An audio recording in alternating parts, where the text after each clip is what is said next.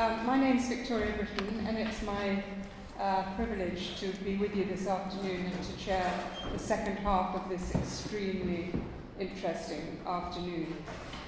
I think the film we've just seen was so incredibly stark, it's difficult to kind of recover to speak after it. But we have three, I should just introduce myself. I'm an English journalist, and I don't know Iraq, but I've been a lot in the Middle East, and 10 days ago I was in Gaza, and a lot of the scenes that I've just seen there is what I saw just here. Shujaia is what you've just seen there. So we have now three speakers, as unfortunately Rashad Salim is not with us. So we're going to start with Dr. Ferial Ahmad, and then Joe Baker, and then our friend Haifa from Tadhamun. And on the back of your papers, you have an introduction to everybody, a rather interesting and extensive one. So I'll start with our retired biologist consultant. And thank you very much. Thank you. Now, you should take this close to you. Good afternoon, ladies and gentlemen. I was just going to... Is it okay? Yeah. Is it? Could you hear me? Yeah. We over the last few years, my experience in dealing with camps and refugees and things like that. So the last few years we have been, my husband and myself, visiting Iraqi Kurdistan to fulfill many functions. One of the functions is to teach postgraduate students who are doing postgraduate degrees like the boards and so on in our specialties. And this takes some of our time. And also visiting the camps, which I'm going to concentrate on at the moment. Also, we have been, over the last year or so, we have been sending some items of clothing and medicines and other stuff, which we go and distribute when we are there. Baharka camp, I'm going to talk second. The first camp, which we visited in 2014, was called Basulma camp. This camp was mainly occupied by Syrians, and the number of refugees were between 6,000 to 8,000 refugees. When we went there, they asked us to see some patients, so we used their clinic, outpatient clinic, and we saw about 3 hours, 4 hours. We spent many patients who came having different complaints, from ordinary one to extraordinary and things like that. It was very interesting. Most of the people were Kurdish, and some of them spoke Arabic, and it was a challenge, so we have to translate and things like that. But it was very interesting, and also what we went to look at around to where they lived. Most of the place they lived in was really very well built porta cabins. There were no tents at all. So it was clean, and it was well furnished, and they had electricity, they had televisions, they had toilets and bathrooms, so things were really quite good at that time, and they looked that they were quite settled. They were looked after very well by the Kurdish government as well as the NGOs. We went again this year, and with a group of people who wanted to start a school there, and the situation even better. The ladies were and the children were very clean, wearing very nice clothes, and they were very contented. Sorry to start with a very good start, but at least there is some hope. So that we spent a very short period, because the aim was to find a place where to build the school and so on. So we were accompanying other people. Now I'm going to talk about Baharka camp. This camp we visited twice. In December 2015, it was our first visit, where the people who are occupying that camp are mainly from Mosul and the surrounding villages. And there are various groups of people, mainly Sunni Muslims. There are some Shia, some Shabak, some Turkoman, and also, interestingly enough, there were some Palestinians. There were about 81 families of Palestinians who settled there long time ago, and now the second time they have been moved as secondary refugees. This camp was in a very bad state. It was established less than a year, and the whole place was in a shambles. The children and the adults all were feeling, disturbed, and they looked like they were hungry and needy as well. So, and the whole time we spent there was really very depressing and distressing for me. We distributed clothes, we gave them some medicine. Also, we always, when we go there, we take sweets, and they love it. And one friend, she said, "Why sweet?" I said, "They love it, the children, if you give them one sweet, they are so happy." Baklawa and things like that we also took. But after the finish of the visit, I sat in the car and I was crying for half an hour. I couldn't. I was so distressed from what I've seen. That was the first visit. This year, in March 2016, we went again. And this time it looks like the whole camp has been well sort of organized. Overall administration is done by the Barzani Foundation, Charitable Foundation. They look after the distribution of things, and they look after the affairs of the camp. The camp was two types residence. Few of them was the porta cabins, which is the strong one and a nice one. This is mainly for elderly and for people who are handicapped, or for whether mentally or not. The other parts, which is the most parts, is the tents. The tents were good quality tents, and they give them tents according to the size of the family.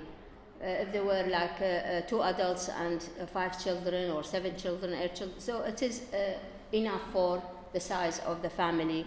And it was, I was amazed from the year before. The tents were nice and clean, and also facilities were there. All the facilities, even you could walk, less mud this time. There was some mud, obviously, in the streets, but less mud around the houses, and they have toilets and so on. They have 2 schools in this camp, where they run shifts, like depends on the number of students and the number of teachers. So the teachers, some of them come from within, and some they come from outside. Clinics they have also, which I discovered the first time, that this is all funded and provided by the United Arab Emirates. The clinics, they are 2 types of clinics, like primary clinic, like GP service, and also women and childhood clinics. The food, which was food in the form of food cards, they are provided by WFP, which is the United Nations World Food Programs. They said it is not enough. So people obviously need to buy things. They need money to buy things from the shops around. Red Crescent was providing daily fresh bread to the whole camp, which is good. So really the difference between last year and this year, can you move it, sorry. This is us, this is my granddaughter was visiting, she came with us, and these people from the Barzani Foundation, they showed us the clinic and the place around the camp. These are, sorry, this is not a picture of the cabins. This is a picture just happened that these are the clothes and the stuff that we collect in our house and send on a monthly or 2 monthly basis. And we go and distribute it there. It's just, I wanted to show you how the front of the house becomes sometimes like this. You can't pass through. The food, as I said, it's provided by the WFP, and this is when we go and distribute this is my husband, distribute the clothes and various other stuff. Yeah. This is the Barzani Foundation management, their offices and so on. Okay, that's finished. So I think questions and answer maybe after I finish the talk.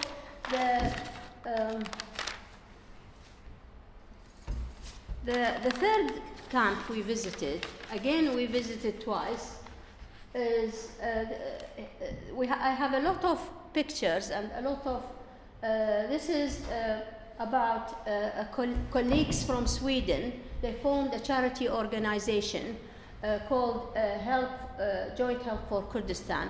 They are from Kurdish Medical Association Sweden, and there is a private Swedish hospital in Erbil, as well as a lot of NGOs. They formed this to run various projects in that camp. This camp, yeah, just move it slowly, please.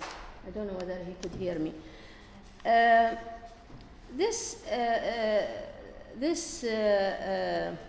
are many organizations which help to run this camp, not only them.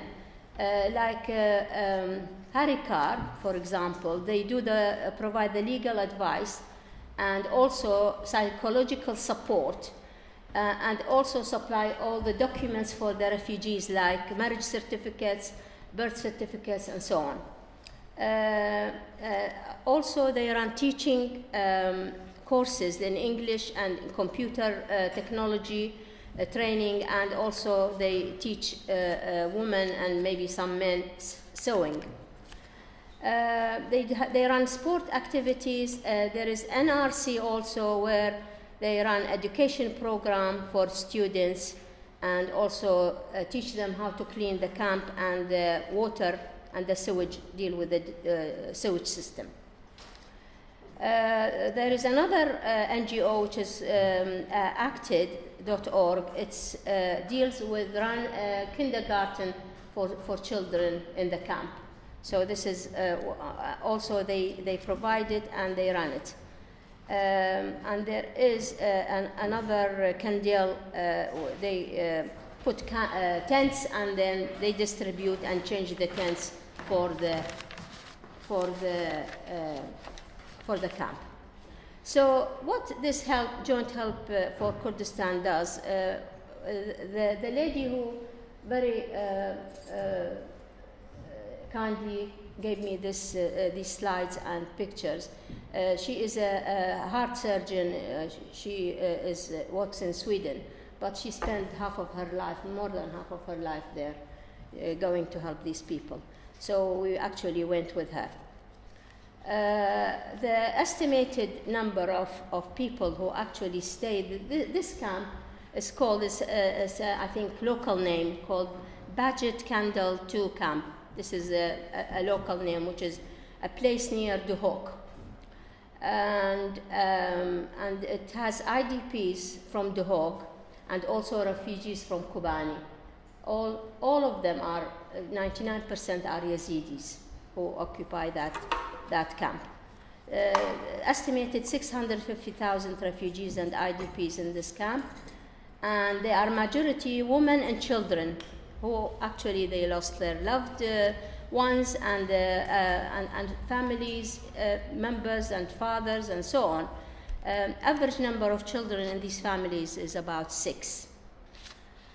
Most of these people have psychological problems and trauma, and also beside the physical illnesses. So they, especially now, they need a lot of attention. The ones, especially the families and the girls who are coming back from ISIS in captivity for a year or over a year and a half.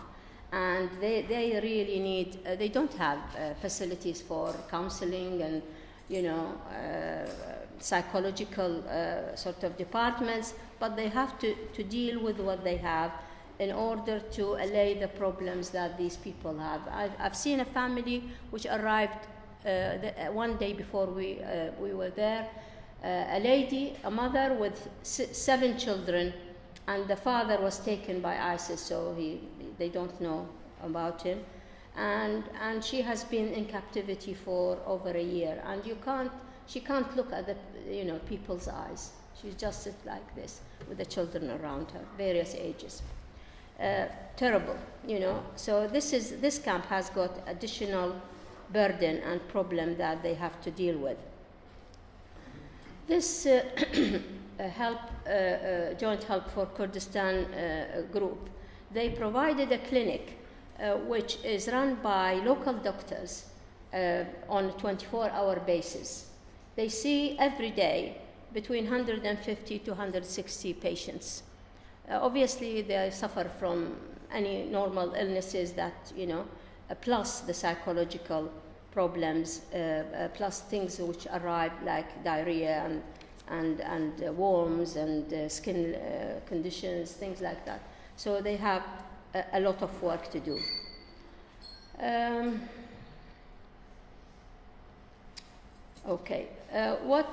When we go there, we usually take medicine and give them. They are happy to receive any medicine that we could give them, and also money to help them doing various projects if we can.